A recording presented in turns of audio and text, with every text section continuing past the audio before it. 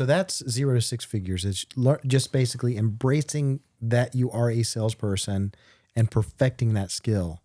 So Yeah, what's and applying it and and applying it? applying it. Yeah, at the Yes. application of it. So what's 6 to 7? 6 to 7. So 6 to 7 is, I've seen it done a number of ways. For me, it was starting a team. Mm-hmm. It was starting a team, and it was people, for sure. It was adding people to the process and to the systems that I have in place.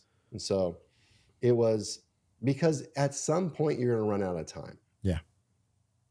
At some point you're going to run out of time. So I'll give you an example. So I went that year, I went to 30 homes, 32 homes. The next year I went to 62 homes, Hmm. right? Solo. Ooh. And Delegation I needs to didn't, be.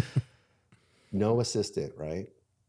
I don't remember a single thing that happened in my personal life that year. Yeah.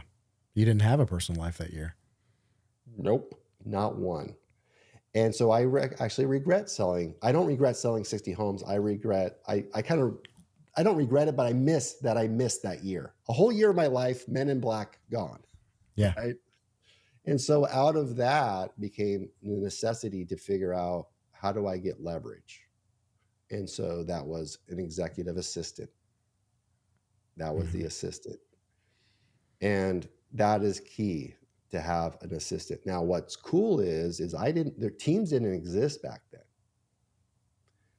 And so there's these teams that are already in place that already have an abundance of trained listing coordinators, trained transaction coordinators, trained inside sales, like all these people, like built-in assistants. That's why I tell my team members now, is like, you've sold 10 homes last year.